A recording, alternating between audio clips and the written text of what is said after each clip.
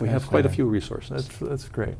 Now, we talked a little bit about the training. So what types of, this is upgrading in skills, is that how that works? Yeah. There's skill upgrade training for both new and what we call incumbent workers. There's specific employer training so that if a tool and die company is bringing in a new piece of machinery and equipment and you want to sort of get ISO certified on that, we can provide that training. It's done typically through a community college. Which we use so that expertise is developed and stays in the local community. That's great. Okay, now then, so let's sort of talk about the capital component, which there's been a lot of systems put in place. When we worked with your organization, we found out that what we found is venture capital and a significant amount of the banking is not controlled in the state of Michigan anymore. That is correct. Has been exported to other states or the east and west coast. So mezzanine, and then there's bridge, I guess, gap funding, and there's venture capital. Kind of go through, if you're an entrepreneur, how do you get that put together in the state? And it's difficult because no matter how well you develop a system, an entrepreneur will always try to want more, and there are many more good ideas than there is money chasing them. In the United States, most of the venture capital, seed capital, is on the coasts, centralized in Chicago a little bit, but mainly on the east and west coast. So it's sort of the Boston to New York corridor, and then Los Angeles to San Francisco or Seattle? Is that absolutely. That entire area. And it funds their IT industry, it funds their biotech industry. And what we've had difficulty doing is having enough venture capitalists around, the foot soldiers, to pull technology out of universities, to help young budding entrepreneurs develop new companies. So the whole 21st Century Jobs Fund that everyone's been hearing about is designed to set up more permanent structures and permanent solutions to that. We've heard a lot about the individual projects that the 21st Century Fund funded this year, about $100 million worth. But also within that, there is funding that is going to set up mezzanine funds, set up private venture capital firms, so that it will continue, so that we're trying to attract East and West Coast money, for example, into Michigan. And keeping nascent monies here. Because what we don't want to have happen is a good idea start here and then have to move out where their money is. So the theory then is that besides the grant money for these projects, we are setting up a system Absolutely. to help budding entrepreneurs get in place, and that's involving venture capital and those types of things. Absolutely.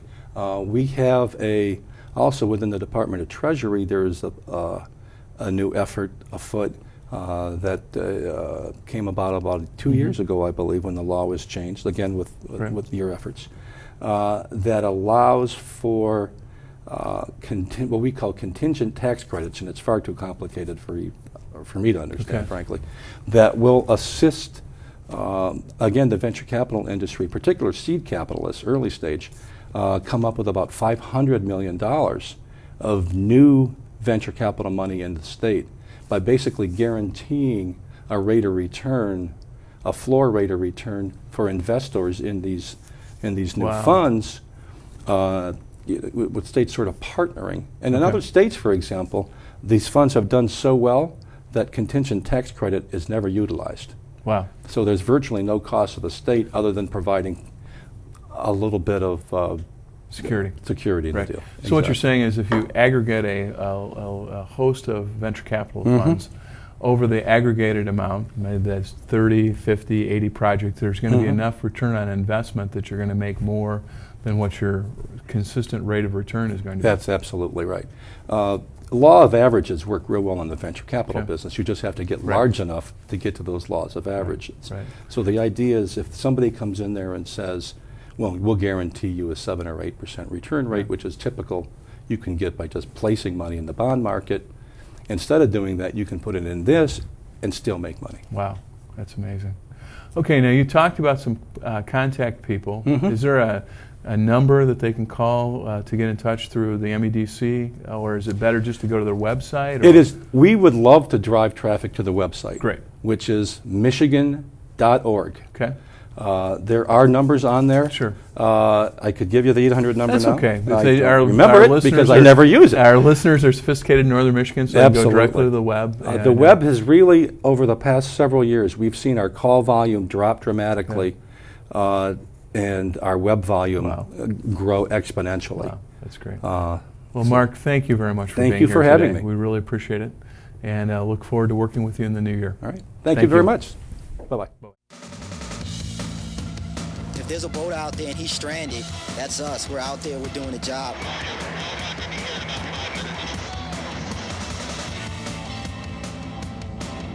This is the real thing.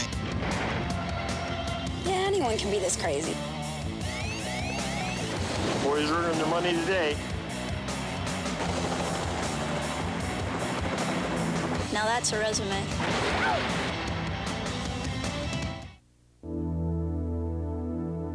The Army National Guard has been serving Americans ever since there has been an America, and we will always be here, giving our best to our communities, preserving our freedoms, protecting our way of life. We're America's citizen soldiers. We're mechanics, businessmen, farmers, nurses, teachers, neighbors. Proud to be part of the communities we serve. The Army National Guard, Americans at their best. Welcome back to Northern Michigan Focus. It's great to have you. The other part of the team in regards to Michigan Economic Development Corporation is Jim McBride. Now, Jim was a former legislator and has been involved in economic development from his time back in the Mount Pleasant area. Yep. And so it's nice to have you here today. It's great to be here with you, Senator, and love to be with you. Good. Now, in the continuation, we talked a little bit about some of the incentifications that are available sort of general concepts with Mark, which was very helpful on the megas and talking a little bit about job training. Mm-hmm. Now there are some specifics that we weren't able to talk about, whether it be involving some of the more boutique sorts of tax credits that are available for businesses to thrive in Northern Michigan. One of them I wanted you to touch base on. We were fortunate enough to get one of the machine tool renaissance zone to Northern Michigan, which historically have been sort of concentrated in southeast and west Michigan. Absolutely. Could you tell us a little bit about those? Well, I'd be happy to. And first of all, I want to say, Senator, congratulations on having the highest number of bills signed in the past term. I think it's the highest number and the highest percentage of any legislator, and most of those were economic development in their nature. Right. So we have been thrilled at the MEDC to partner with you on really pushing the envelope on many of these programs. And one of those programs has been, of course, taking the concept of the Renaissance Zone, which we've had good experiences and not so good experiences with Renaissance Zones. Right. We thought at one time, create a tax-free zone in a place like, let me give you an example, the Manistee Industrial Park. Sure. And we've had that literally sitting there and no one's moved in, even though it's a tax-free zone. Right. Similarly, in Gratiot County, Montcalm County, we've had some not so successful Renaissance zones. The idea here, and I credit you with this and some of your colleagues, of taking a zone and really dropping it on the project as opposed to saying, here's a geographic zone, come on, tool and die company, move into that zone. Right. The tool and die company's already there, they're distressed, and we drop the zone on the company. And so really you and some of your colleagues fashioned this whole concept, and we appreciate that, of really expanding the concept of Renaissance zones to really being specifically targeted.